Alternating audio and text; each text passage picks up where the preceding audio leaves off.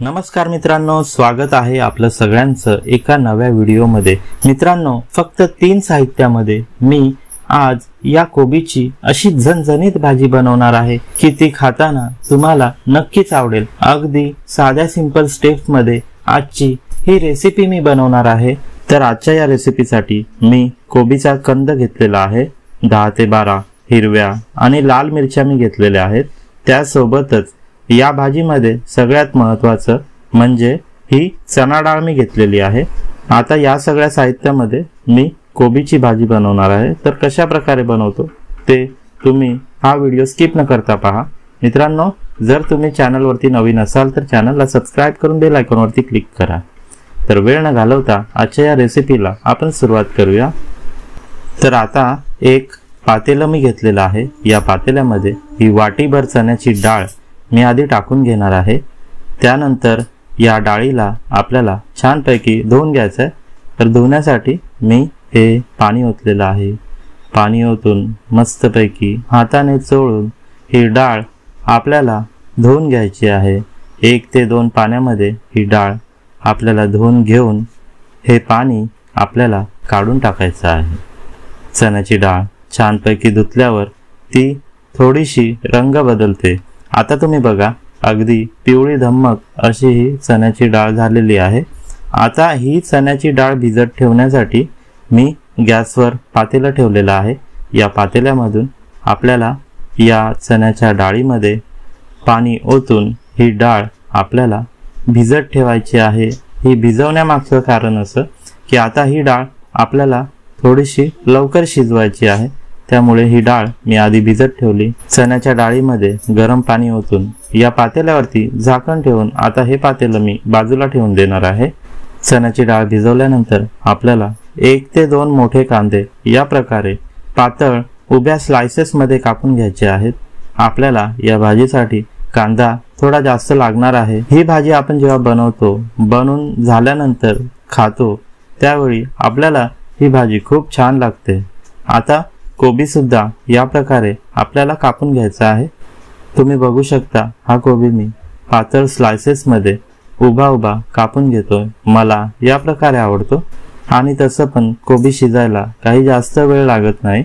तर या प्रकारे आधी मस्तपैकी हा कोबी मी पातळ स्लाइसेस मध्ये कापून घेतला। कांदा आणि कोबी मी आधी कापून घेतला। आता हा कापलेला कोबी आपल्याला स्वच्छ पाण्यामध्ये धुवून घ्यायचा आहे। तशी जास्त गरज नसते, पण प्रत्येक भाजीवरती फवारणी केलेली असते, त्यामुळे ही भाजी आपल्याला धुवून घ्यावीच लागते। म्हणून हा कोबी मी पाणी ओतून स्वच्छ धुवून त्यामधलं पाणी निघून जाण्यासाठी हा कोबी मी आता बाजूला करून ठेवणार आहे। आता मी तुम्हाला सांगितल्याप्रमाणे आपल्याला ही भाजी झणझणीत बनवायची आहे। तर त्यासाठी मिरच्यांचे देठ मी काढून घेतलेले आहेत।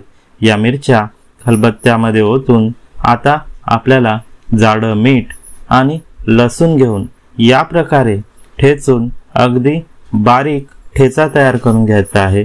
हा ठेचा मी या प्रकारे तयार केलेला हा ठेचा मी याआधी पण तुम्हाला बनवून दाखवलेला होता।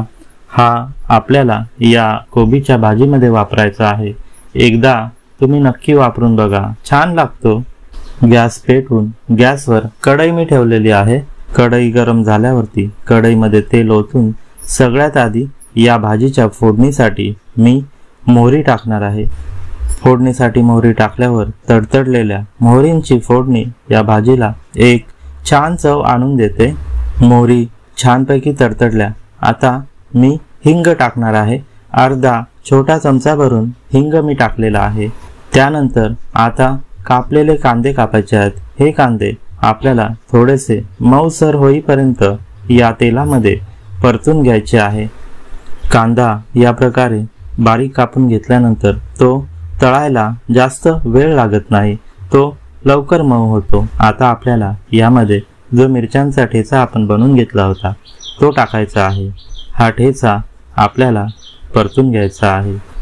तेलामध्येच या मिरच्या आपल्याला व्यवस्थित परतून घ्यायच्या आहेत। या मिरच्यांची एक झणझणीत चव आजच्या या भाजीला उतरणार आहे।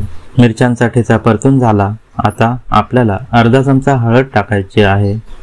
त्यानंतर गरम पाण्यामध्ये भिजवलेली चण्याची डाळ टाकायची आहे। तुम्ही बघू शकता ही चण्याची डाळ गरम पाण्यात भिजवल्यानंतर किती मस्त फुलून आलेली आहे। पिवळी धम्मक अशी आजची ही भाजी आपल्याला तयार करायची आहे।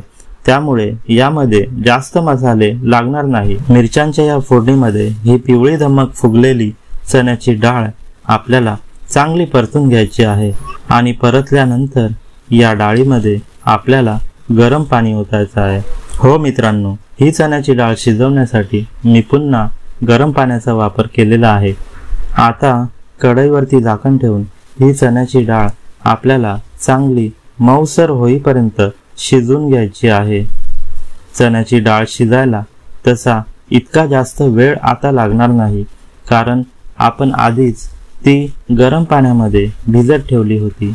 चण्याची डाळ शिजून आलेली आहे। आता आपल्याला कोबी टाकायला हरकत नाहीये। कोबी टाकल्यानंतर हा कोबी शिजायला जास्त वेळ लागत नाही। कोबी या चण्याच्या डाळीमध्ये आपल्याला परतून घ्यायचा आहे। त्यानंतर चवीनुसार मीठ मी टाकलेलं आहे। सर्व व्यवस्थित मिक्स करून आपल्याला या कोबीच्या भाजीवरती झाकण ठेवून द्यायचं आहे आणि चांगली 4 ते 5 मिनिटं वाफ घ्यायची आहे। आता तुम्ही बघू शकता या चण्याच्या डाळीसोबत हा कोबी चांगला शिजून आलेला आहे। आता गॅस आपल्याला एकदम कमी करून घ्यायचा आहे आणि यामध्ये एक सिक्रेट मसाला मी वापरणार आहे। आता तुम्ही बघू शकता हा मॅगी मसाला मी या रेसिपीमध्ये वापरणार आहे। तुम्ही सुद्धा नक्की वापरून पहा, किंवा याला ऑप्शन म्हणून तुम्ही गरम मसाला टाकू शकता। खूप छान चव या भाजीमध्ये या मसाल्यामुळे उतरते। हा मसाला अगदी शेवटी टाकायचा आहे। मसाला टाकल्यानंतर तो मसाला या भाजीमध्ये मिक्स करून आता गॅस आपल्याला बंद करून घ्यायचा आहे आणि ही कोबीची भाजी आपल्याला प्लेटमध्ये वाढून घ्यायची आहे। अगदी कोणत्याही ताटातल्या पदार्थासोबत या प्रकारे बनवलेली ही कोबीची भाजी खूप छान लागते। आज मी चपातीसोबत ही कोबीची भाजी मनसोक्त खाणार आहे, तर तुम्ही सुद्धा या प्रकारे ही कोबीची भाजी नक्की बनवून पहा। ती चपातीसोबत, भाकरीसोबत किंवा अगदी डाळ भातासोबत सुद्धा खूप छान लागते। या प्रकारे कोबीची भाजी खाताना खूप स्वादिष्ट लागते। ती इतकी चविष्ट लागते की त्याची चव तुम्हाला नक्कीच विसरता येणार नाही।